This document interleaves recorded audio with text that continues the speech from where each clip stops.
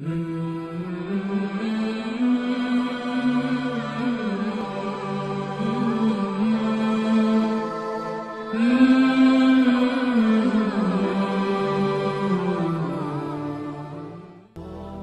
রহমানির রহিম। আমরা আজকে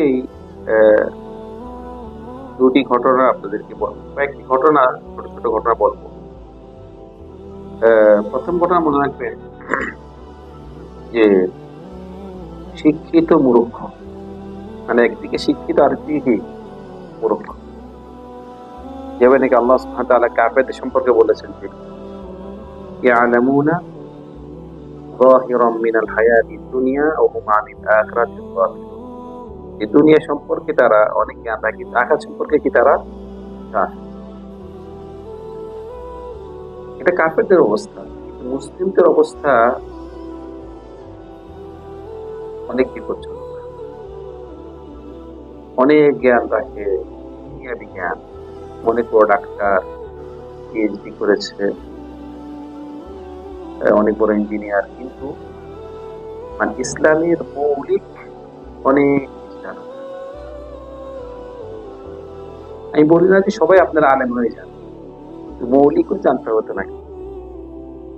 অনেক প্রশিক্ষিত, মানে সে বলতে লজ্জাও করে না যে আমি কোরআন পড়তে পারি না, বা এটা জানে না, বা এটা জানি না, মানে সমস্যা নেই। কিন্তু দেখবেন যে কাউকে যদি বলে ভাই আপনি ইংলিশ জানেন কিনা, ভাই আমি ইংলিশ জানি, ইংলিশ জানেন না, তো ঠিক আছে ইংলিশ জানি না, এটা আমার একটা আমি ভুল বুঝলাম, ইনশাআল্লাহ জানা দরকার। কিন্তু আমাকে আল্লাহ জিজ্ঞেস করবে নাকি আমি কি জানো যাবো না ইংলিশের জন্য? সেজন্য এই ইসলামিক জ্ঞান থাকা খুবই বেশি খুবই গুরুত্বপূর্ণ। মৌলিক যেগুলো, একটি ঘটনা আপনাদেরকে বলবো, সেটি হলো মানে অবাক হলাম আমি যে যারা নাকি জেনারেল লাইনে পড়ে তাদের ব্যাপারে, মানে তারা এক ঘটনা, সেটি হলো এক ব্যক্তি, সে তাফসিরে মাস্টার্স করেছে। তাফসিরে কি ইউনিভার্সিটিতে মাস্টার্স? তার তো কমপক্ষে ইসলামিক জ্ঞান থাকা দরকার নাই, মৌলিক গুলো। আমরা যে এই আকিদার ওয়াসিতিয়ে পড়ি, বিভিন্ন ফিরকা যেসব নাকি পথভ্রষ্ট, তাদের আকিদা সম্পর্কে আমরা পড়ি, সংক্ষেপে যা জানতে পারি। তা আমি আমার বয়স যখন নাকি জানি না কত হবে, কিন্তু যখন আমি ইন্টারমিডিয়েট পড়ি আরবি স্কুলে, এই সময় হইতে পারে আমি বাংলাদেশে গেছিলাম একবার, তখন তো ছোট। তো বাংলাদেশে আমার এক নিকটবর্তী একজন, তিনি একটা বই লিখেছেন, কিতাব লিখেছেন, সংক্ষেপে একটা কিতাব লিখেছেন। ওই কিতাবটি ছিল মুসলিম নারীদের পর্দা সম্পর্কে। তো সেখানে ওরও যে লিখেছে তারও আকিদা সম্পর্কে জ্ঞান কম। সে যখন নাকি কিতাবটি লিখেছে, ওখানে লেখছে যে একজন মুসলিম নারীদের বোরকা হওয়া প্রয়োজন, যেমন নাকি সৌদি মহিলারা বোরকা পরে, যেমন নাকি ইরানি মহিলারা বোরকা পরে।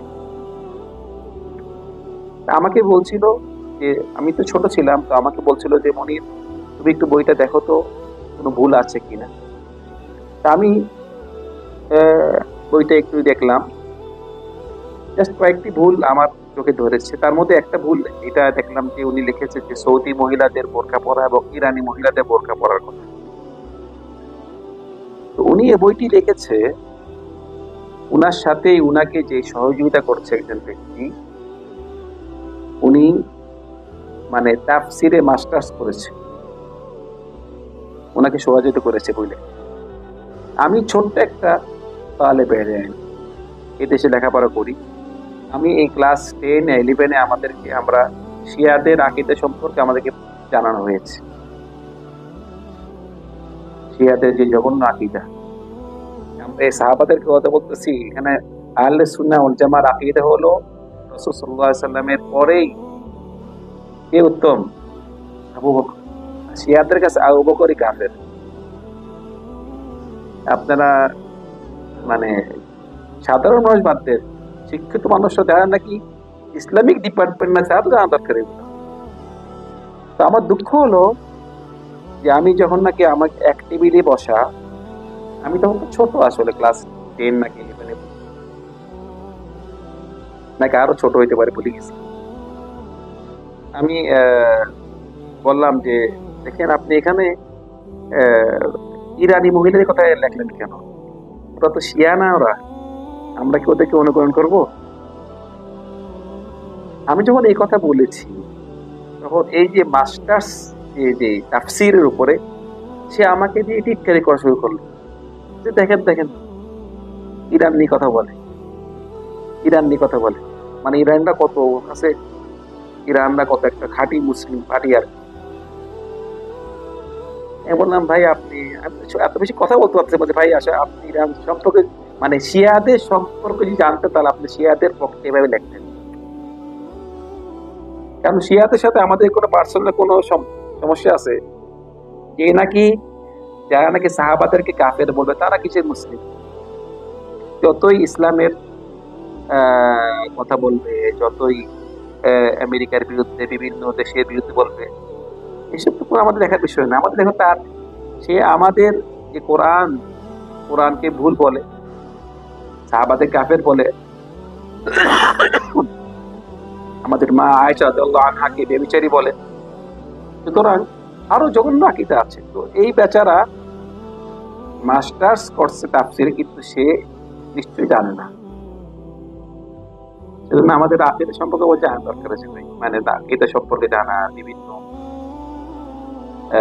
ফেরকা যারা নাকি পথভ্রষ্ট, তাদের কথা জানা দরকার আছে। শুধু আমরা মানুষের কথা শুনে আমরা মানে মনে করবো না যে সে খাঁটি মুমিন, শুধু পাগড়ি পরা আর দাড়ি লাগলো, কিন্তু তার আকীদা এত এত জঘন্য আকীদা। তো তো সেজন্য আহ, যে আমি, যে আমার সাথে যে ঘটনা হয়েছে, আর ঘটনাতে অবাক হলাম আমি।